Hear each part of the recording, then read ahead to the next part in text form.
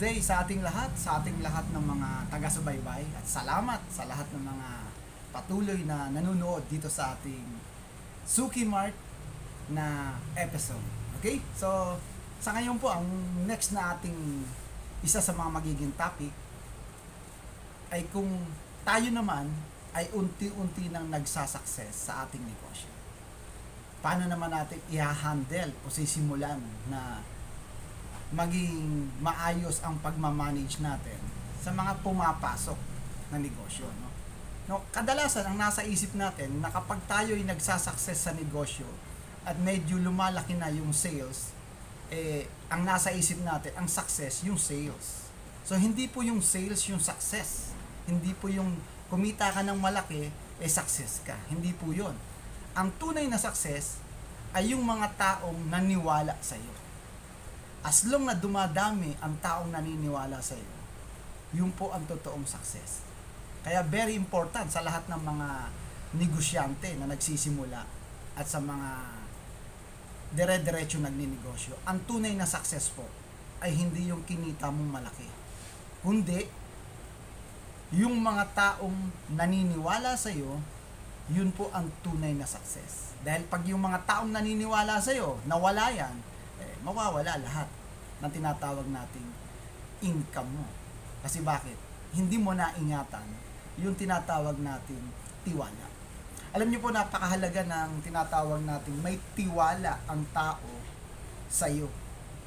Kasi yung ginawa mong napakadaming maganda at may nagawa kang isang bagay na hindi maganda o mali, ang matatandaan doon yung hindi yung magandang ginawa mo, kundi yung ginawa mong isang mali. Kaya doon sa mga negosyante, very important po na tayo ay maging maingat sa bawat desisyon para hindi maapektuhan ang ating negosyo. Ibig sabihin, kapag ito ay iyong ibinigay o sinabi, dapat gawin mo siya ng tama at maayos. No? So, hindi lang tayo dapat sa mga negosyante, lalo na kapag ikaw yung nagnenegosyo. Kaya dito, hindi ka pwedeng magdesisyon ng sobrang masaya ka. Baka yung desisyon mo makaapekto sa negosyo mo. At hindi ka rin pwedeng magdesisyon ng pabigla-bigla kapag galit ka o mainit ang ulo mo. Baka maapektuhan ang desisyon mo sa negosyo mo. Ibig sabihin, magdesisyon ka yung time na kalmante ka, yung hindi ka naman sobrang masaya, hindi ka naman sobrang mainit ang ulo o yung tinatawag nating nasa depression ka. So ngayon, ang isa sa mga very important na dapat nating tandaan bilang isang negosyante ay tayo ay maging systematic.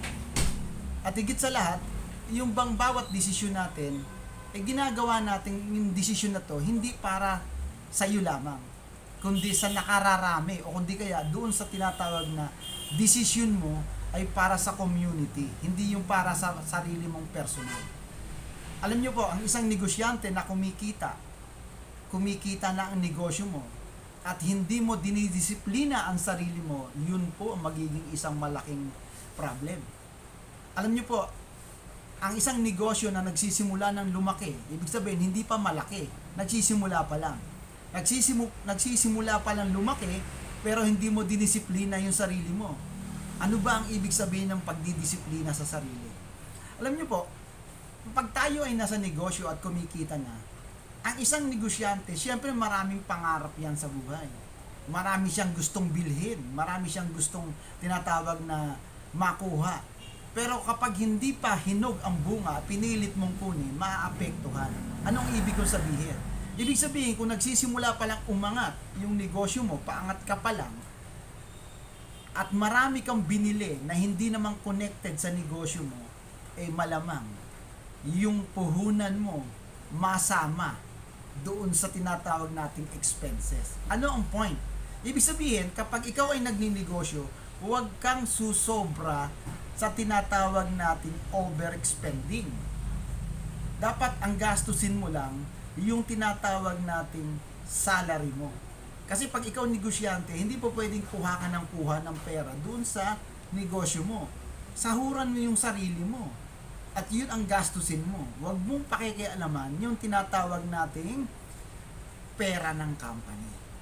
So, ang point, bakit mo kailangan disiplinahin ang sarili mo? Sabihin mo sa sarili mo, hindi pa time para bumili ako niyan. Yun ang magiging maganda o starting. Ibig sabihin, pag hindi pa time, ang purpose mo, mapalaki ang negosyo mo. Ibig sabihin, ang mga bibilhin mo sa personal mo, yung personal income mo lang. Huwag mong galawin yung tinatawag nating pera ng company. So, yan ang pinaka number 1, no? Dapat mong disiplinahin ang sarili mo. Pangalawa, dapat yung sarili mo mismo, maranasan mo ang tinatawag na hands-on sa negosyo. Ibig sabihin, brother and sister, kung ikaw ay nagsisimulang magnegosyo, dapat hands-on ka. Huwag mong ipagkatiwala agad sa mga staff mo. Dapat ikaw ang nakakaalam, especially ikaw dapat ang nakakaalam sa lahat ng pasikot-sikot ng negosyo mo. Pati sa troubleshoot o yung sa mga problem, ikaw din ang nakakaalam paano ayusin yan. Ibig sabihin, pag sinabing hands-on, 24 hours ka sa negosyo mo. Very important. Alam nyo po, bilang isang negosyante, sa tagal ko na po sa pagninegosyo, kapag ang isang tindahan ay nagpasarado na, yung pasarado ka na, pauwi na kayong lahat, gabi na, kasi uuwi na kayo. At biglang may hahabol na tinatawag nating customer, alam nyo po, ang isasagot ng mga empleyado sa bibili, sarado na po kami. Bukas na lang kayo bumili. Yan ang isasagot ng tinatawag nating mga staff. Pero kung ikaw mismo ang may-ari, kahit nakasarado na yan, at sinabing pwede pa bang humabol, alam mo, kapatid, brother and sister, bilang isang may-ari, bubuksan mo yung tindahan mo at sasabihin mo, sige, pwede pang bumili. Why? Bakit ko sinasabi yan?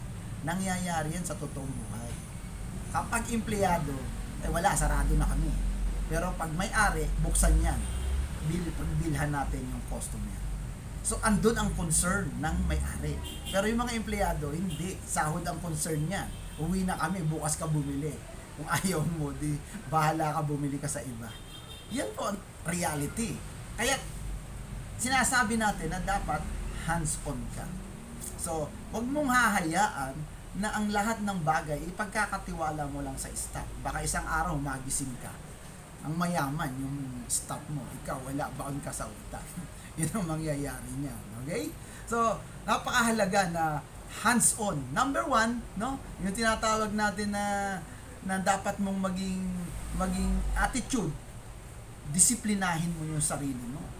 Pag hindi pa oras na bumili ng isang bagay na kahit gustong-gusto mo, matuto kang maghintay. Okay? Number 2, hands-on. Yes, very important yan, hands-on ka, no? Hands-on sa negosyo. Yung lahat ng desisyon, dadaan sa'yo. Maraming tao ang magbibigay sa'yo ng tinatawag na unsolicited advice. May mga taong magbibigay sa'yo ng idea o advice, okay yun. Pero hindi mo kinakailangan yung advice nila ang siyang sundin mo. Kailangan yung programa mo, yung sistema mo na naka-ready na, yun ang sundin mo. Na alam mo makakabuti sa nakararami. No, napakahalaga niya, no? Yung tinatawag natin decision mo. So, meron pa tayong mga tinatawag na dapat gawin ng isang negosyante. So, ang negosyante po, yung pangatlo natin, no? Walang oras na tinatawag ang negosyante. Ibig sabihin, 24 hours ang magiging schedule mo kung kinakailangan. Okay? So, kaya dito, minsan, mapapansin mo, nag-uwian na lahat ng empleyado mo, pero ikaw, andoon ka pa, may ginagawa ka pa. Kasi bakit? Starting ka pa lang paakyat ka pa lang. Ibig sabihin, kailangan hands-on ka. So, kaya walang oras, kaya ang akala ng iba, karamihan na maririnig mo, kapag may negosyo, maganda buhay niyan, maalwa sa buhay yan, maraming pera yan. Hindi po ganon.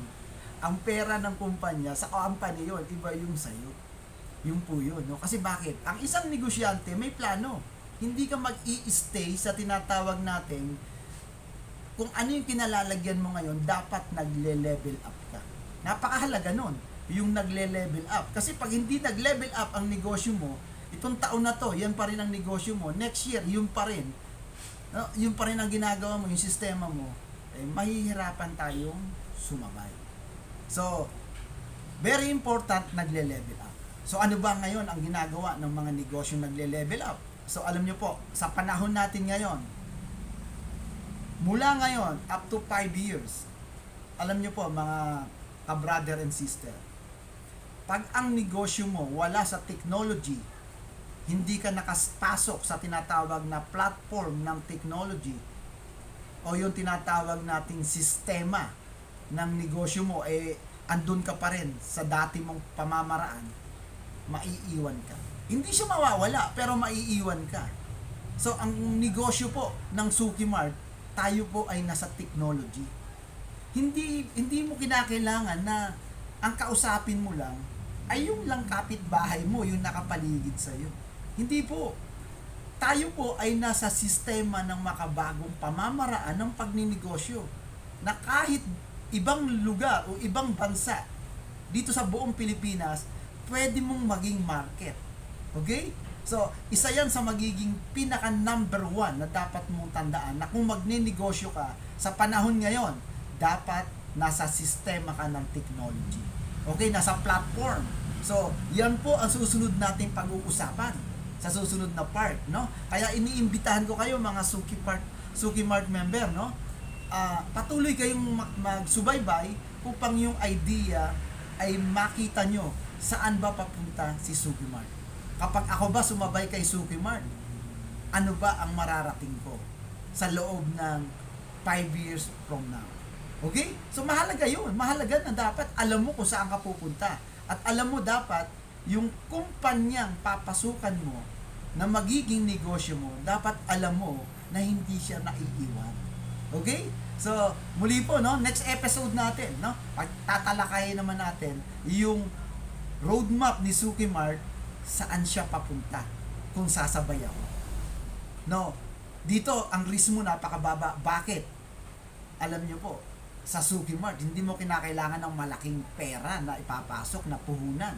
No? Sabi ko nga, 100 pesos lang yung tinatawag nating discount registration para magkaroon ka ng dashboard. One time lang yun, ha?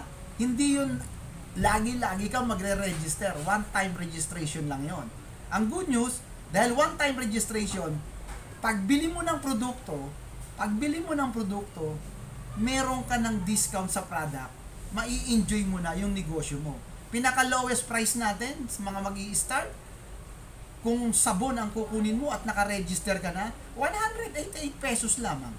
Okay? Ngayon, isama mo na yung registration mo na 100. So, ang puhunan mo lang sa Suki Mart, 288. No? Ano ang mararating ng 288 mo na puhunan sa negosyo? So yan po ang next na pag-uusapan natin. Kaya sa lahat ng mga Suki Mart member, thank you very much sa inyong pagtitiwala. So eto po muli ang inyong kasama, kaibigan, walang iba kundi ang inyong CEO na si Pastor Kevin Alapay. So thank you very much and bye-bye!